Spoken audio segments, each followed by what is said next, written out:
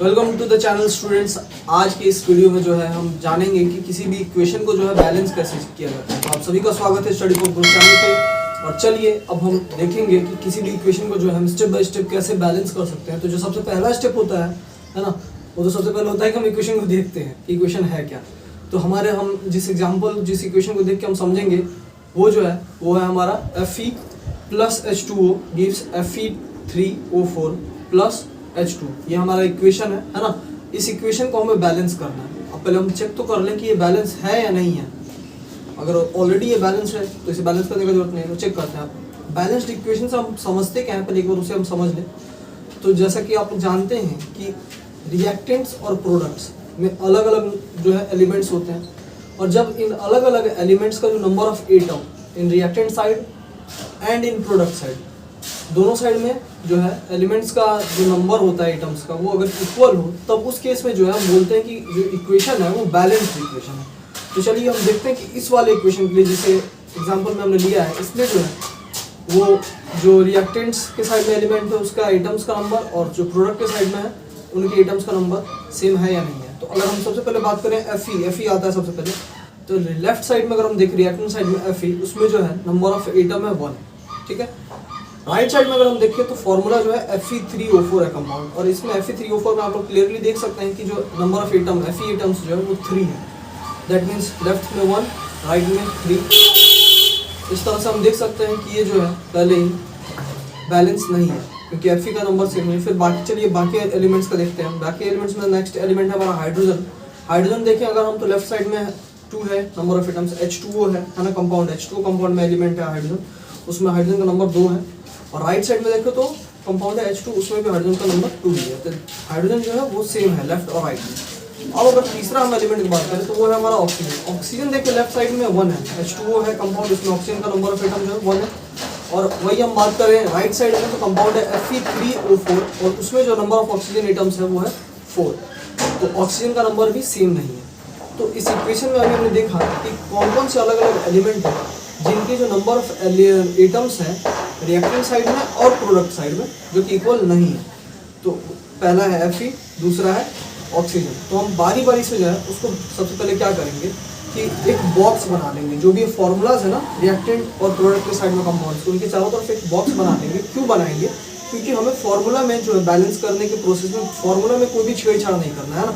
जो भी हमारा फॉर्मूला है Fe plus H2O, Fe3O4 plus H2 है ना, उसमें हमें फॉर्मूला में कंपाउंड की कोई भी चेंज नहीं करना है। इसलिए कंपाउंड के चारों तरफ फॉर्मूला के चारों तरफ एक बॉक्स बना लेंगे ताकि हम ये समझ सके जो भी हमें चेंज करना है उसके नंबर में चेंज करना है ना। कोई भी अगर मॉलिक्यूल है जैसे Fe है तो उसके नंबर में हम उसके पहले जो है 3 लगा सकते हैं, 2 लगा सकते हैं, कोई भी नंबर चेंज कर सकते हैं। उसके फॉर्मूला में Fe है तो Fe2 नहीं कर देंगे, Fe4 नहीं कर देंगे, या राइट साइड में अगर Fe3O4 है तो उसे Fe2O3 नहीं कर देंगे, है ना। बस उसका नंबर को हम चेंज कर सकते हैं। Fe3O4 है 1 है ना, नंबर ऑफ मॉलिक्यूल 1 है तो 2 बना सकते हैं, उसको 3 बना सकते हैं। तो इसलिए हम चारों तरफ क्या करेंगे, सभी कंपाउंड्स में या एलिमेंट्स में जो है बॉक्स बना लेंगे।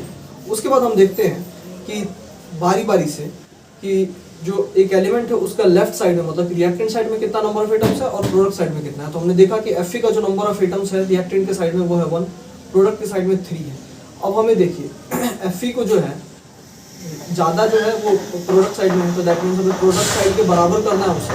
तो ऑब्वियस सा बात है यहाँ पे नंबर ऑफ जो मॉलिक्यूल होगा, ठीक है, Fe वो 3 करना पड़ेगा हमें। यहाँ पे 3 करेंगे तो नंबर ऑफ जो Fe एटम्स हो जाएगा वो 3 हो जाएगा, है ना, क्योंकि एक बेसिकली एटम ही है Fe, तो वो नंबर ऑफ 3 एटम्स हो जाएगा Fe का।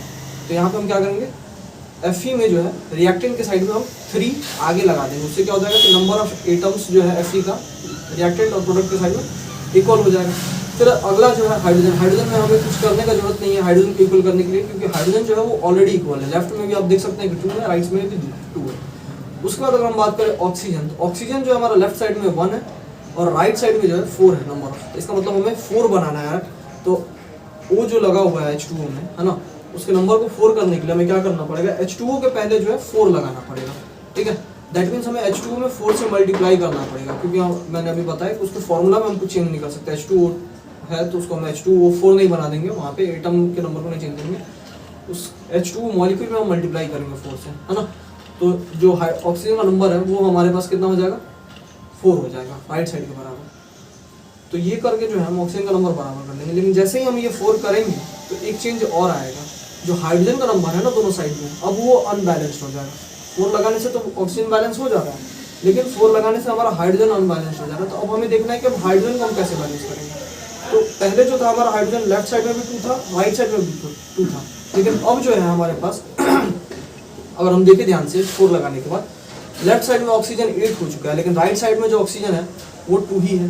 तो अब हमें जो है राइट साइड में नंबर ऑफ ऑक्सीजन बढ़ाना है, बढ़ा के कितना करना है, 8 करना है। तो ऑब्वियस बात है हाइड्रोजन मॉलिक्यूल है, और हाइड्रोजन मॉलिक्यूल में एक मॉलिक्यूल में 2 ऑक्सीजन का एटम आप लोग देख सकते हैं और उसे 4 करना है। तो दैट मींस हमें हाइड्रोजन में जो है 4 से मल्टीप्लाई करना पड़ेगा, या हाइड्रोजन का 4 मॉलिक्यूल हाइड्रोजन गैस का लेना पड़ेगा। तो उसके आगे हम क्या करेंगे, रिएक्ट प्रोडक्ट साइड में जो है 4 लगा देंगे। उससे जो है हमारे पास टोटल नंबर ऑफ हाइड्रोजन भी बैलेंस हो जाएगा। इस तरह से हमने क्या किया, हर एक एलिमेंट के जो नंबर हैं, अब हमारे पास देखिए अगर हम Fe का भी 4 है, लेफ्ट और राइट दोनों में इक्वल है, ऑक्सीजन का भी हमारे पास लेफ्ट और राइट में इक्वल है, और हाइड्रोजन का भी हमने इक्वल कर लिया फाइनली। तो ये जो है कुछ तरीका है, जिस तरीका का यूज़ करके जो है स्टेप बाय स्टेप ये तरीका को फॉलो करके जो है हम किसी भी इक्वेशन को बैलेंस कर सकते हैं। तो ये था एक बेसिक सा स्टेप। अब हम और भी मैं आप लोगों को और भी बहुत सारे एग्जाम्पल से जो है बहुत सारे केमिकल इक्वेशन के एग्जाम्पल से समझाऊंगा, बहुत सारे इक्वेशंस को बैलेंस करके, ताकि आप लोग को कोई भी कन्फ्यूजन ना रहे। तो अगर आप लोग मेरे चैनल पर नए हैं तो सब्सक्राइब तो कर ही लीजिएगा, ताकि अभी तुरंत कर लीजिए, है ना, क्योंकि ये बहुत ज़रूरी है कि आगे के मेरे जितने भी वीडियोज हैं उसके लिए आप नोटिफाइड रहें।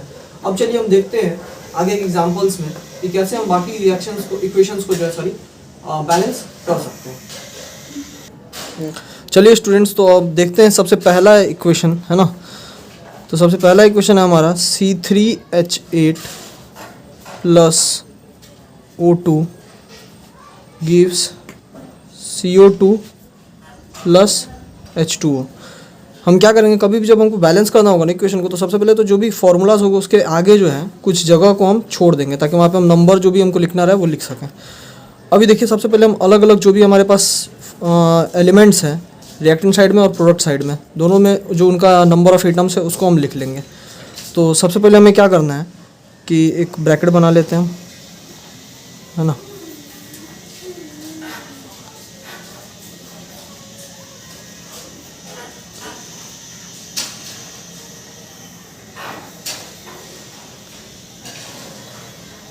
इसमें हम एलिमेंट का नाम लिखेंगे, रिएक्टेंट के साइड में कितना उसका नंबर ऑफ एटम्स है, और इसमें हम लिखेंगे प्रोडक्ट के साइड में कितना नंबर ऑफ एटम्स है। रिएक्टेंट्स में साइड में देखें सबसे पहला जो है हमारा वो है एलिमेंट, वो है कार्बन।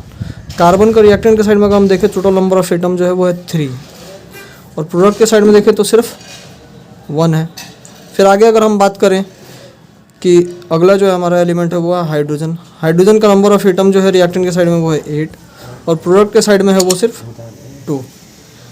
फिर अगर हम बात करें ऑक्सीजन, ऑक्सीजन तीसरा हमारा एलिमेंट है। ऑक्सीजन का जो नंबर ऑफ एटम है रिएक्टेंट के साइड में वो है 2, और प्रोडक्ट के साइड में देखें टोटल तो इसमें कार्बन डाइऑक्साइड में 2 और एक इधर H2O में, तो टोटल 3 एटम है। अब हमें करना क्या है, हमें इन तीनों को बैलेंस करना पड़ेगा, क्योंकि तीनों का जो नंबर ऑफ एटम्स है रिएक्टेंट और प्रोडक्ट के साइड में वो अलग अलग है।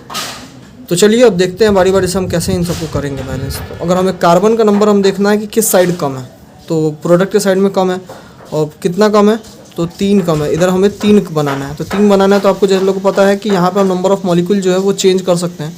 तो अगर यहाँ पे हम 3 लिख दें तो कार्बन का नंबर, कार्बन डाइऑक्साइड का मॉलिक्यूल जो है वो 3 हो जाएगा, और एक मॉलिक्यूल में आप लोग देख सकते हैं कि कार्बन एटम जो है 1 है। तो अगर यहाँ पे 3 मॉलिक्यूल हो जाएगा तो total number of carbon atom 3 हो जाएगा। तो यहाँ पे इसलिए हम क्या करेंगे 3 लिख देंगे। अब हमारे पास जो कार्बन का नंबर ऑफ एटम है वो सेम हो चुका है। अब आगे आते हैं हम हाइड्रोजन पे। अब हाइड्रोजन पे देखें हम, तो हाइड्रोजन का नंबर ऑफ एटम है रिएक्टेंट साइड में 8, प्रोडक्ट साइड में है 2, है ना।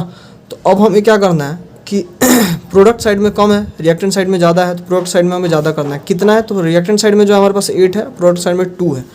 अगर हम H2O के नंबर ऑफ मॉलिक्यूल्स अगर 4 बना दें तो 4 × 2 नंबर ऑफ हाइड्रोजन एटम्स जो है वो 8 हो जाएगा प्रोडक्ट साइड में, जो कि number of hydrogen atom in reactant side के बराबर है। तो इस तरह से हमारा हाइड्रोजन एटम का भी नंबर जो है सेम हो गया। अब आते हैं हम ऑक्सीजन पे। अब ऑक्सीजन का देख लेते हैं कि जब मल्टीप्लाई कर दिए हम ये सब, इन दोनों का कार्बन और ऑक्सीजन का हमने इक्वल कर लिया, सॉरी हाइड्रोजन का जब इक्वल कर लिया, तो ऑक्सीजन का जो नंबर ऑफ एटम है वो कितना कितना हो रहा है। तो रिएक्टेंट साइड में देखें तो 2 ही है, प्रोडक्ट साइड में देखें तो और बढ़ गया, और कितना हो गया 3 × 2 6, और 4 इंटू 1 4, दैट मीन्स 6 + 4 टोटल 10 जो है वो ऑक्सीजन का नंबर ऑफ एटम्स हो चुका है। अब तो रिएक्टेंट की साइड में भी हमें 10 बनाना है, तो कैसे बनेगा? एक ऑक्सीजन मॉलिक्यूल में आप लोग देख सकते हैं कि 2 ऑक्सीजन एटम है, तो इसे अगर हमको टोटल 10 ऑक्सीजन एटम चाहिए रिएक्टेंट साइड में, तो यहाँ पे हमें ऑक्सीजन का नंबर ऑफ मॉलिक्यूल्स कितना करना पड़ेगा? 5। तो यहाँ पे हम क्या लिख देंगे? 5। तो यहाँ पे हमने 5 लिख दिया, तो इसे हुआ क्या? नंबर ऑफ ऑक्सीजन एटम जो है इक्वल हो गया। अब हम देखें तो कार्बन का हमारे पास 3 एटम है रिएक्टेंट में, प्रोडक्ट में भी 3 है। हाइड्रोजन का 8 एटम है रिएक्टेंट में, प्रोडक्ट में भी 8 है। ऑक्सीजन का 10 है, 5 × 2, प्रोडक्ट में 3 × 2 6, 4 × 1 4, दैट मीन्स टोटल 6 + 4 10। तो इस तरह से हमारा जो है ये इक्वेशन बैलेंस हो चुका है। अब इसी तरह से हमें और, तो चलिए अब हम देखते हैं दूसरा एग्जांपल है ना इक्वेशन का। तो एक इक्वेशन है aluminium plus ferrous nitride gives aluminium nitride plus Fe। इसमें भी हम बारी बारी से क्या करेंगे, सबसे पहले तो लिख लेंगे है ना अलग अलग एलिमेंट का जो नंबर है रिएक्टेंट और प्रोडक्ट में, ताकि हमें समझने में आसानी हो। तो सबसे पहला जो है हमारा वो है एल्युमिनियम। एल्युमिनियम का नंबर ऑफ एटम्स है लेफ़्ट में 1, राइट में भी 1 है ना। अगर हम दूसरा बात करें एलिमेंट तो वो है Fe। Fe का जो हमारे पास लेफ़्ट में है नंबर ऑफ एटम वो है 3, देख सकते हैं आप लोग। फिर राइट साइड में हमारे पास Fe का नंबर ऑफ एटम्स है 1। फिर अगला जो एलिमेंट है वो है नाइट्रोजन। नाइट्रोजन का अगर हम बात करें तो वो है उसका number of atom in reactant side 2 और प्रोडक्ट साइड में जो है 1। तो बेसिकली हम देखें तो सभी एलिमेंट्स का इसमें जो है प्रोडक्ट के साइड में नंबर जो है वो कम है as compare to reactant side, सिर्फ एल्युमिनियम को छोड़ के। एल्युमिनियम का लेफ्ट और राइट दोनों में इक्वल है। तो चलिए सबसे पहले हम देखते हैं कि एल्युमिनियम तो सेम है, इक्वल है, तो एल्युमिनियम को भी हम नहीं करना है। फिर आते हैं हम Fe पे। Fe का नंबर ऑफ एटम जो है वो 3 है लेफ्ट में, राइट में भी 3 करना है, तो बेसिकली यहाँ पे हमें 3 लिखना पड़ेगा, ये हो जाएगा। फिर नाइट्रोजन पे बात करें, नाइट्रोजन का 2 है लेफ्ट में, राइट में भी 2 करना है, तो यहाँ पे हमें 2 लिखना पड़ेगा, तब 2 × 1 2 होगा। अब जब यहाँ पे हमने 2 लिखा तो ये ध्यान में रखिए कि अब एल्युमिनियम का नंबर ऑफ जो एटम्स है लेफ्ट और राइट में वो अनबैलेंस्ड हो चुका है। पहले 1 1 था, इक्वल था, लेकिन अब जैसे ही यहाँ पे हमने 2 लिखा तो एल्युमिनियम का नंबर ऑफ एटम जो प्रोडक्ट साइड में 2 हो गया। नाइट्रोजन का तो इक्वल हो गया है 2 2, लेकिन एल्युमिनियम का भी 2 हो गया है राइट साइड में। अब हमें क्या करना है, लेफ्ट साइड में आवाज़ नहीं लेना, तो नाइट्रोजन का तो बैलेंस हो गया लेकिन एल्युमिनियम का अनबैलेंस्ड हो गया। तब एल्युमिनियम को बैलेंस करने के लिए जैसे कि देख रहे हैं कि राइट साइड में जो एल्युमिनियम का 2 है, लेफ्ट साइड में भी 2 करना है, तो यहाँ पे हम क्या करेंगे 2 लिख देंगे। अब हमारे पास अगर देखिए बारी बारी से सबका नंबर जो है तो लेफ्ट और राइट में दोनों में इक्वल है। जैसे एल्युमिनियम का 2 है, राइट में भी एल्युमिनियम का 2 है, लेफ्ट में Fe का 3 है, राइट में भी Fe का 3 है, लेफ्ट में नाइट्रोजन का 2 है, राइट में भी नाइट्रोजन का 2 है। तो इस तरह से जो है सभी जो है नंबर ऑफ एलिमेंट्स का एटम जो है वो बैलेंस हो चुका है। तो ये जो था हमारा दूसरा था। अब इसी तरह से हम तीसरा एक देखेंगे एग्जांपल ना। तीसरा जो है वो है Na plus Cl2 gives NaCl है ना।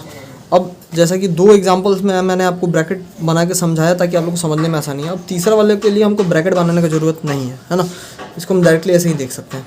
Na का नंबर देखिए तो दोनों साइड में इक्वल है 1 1। Cl2 Cl का देखिए क्लोरीन का, तो राइट साइड में जो है 1 है और लेफ्ट साइड में जो है 2 है।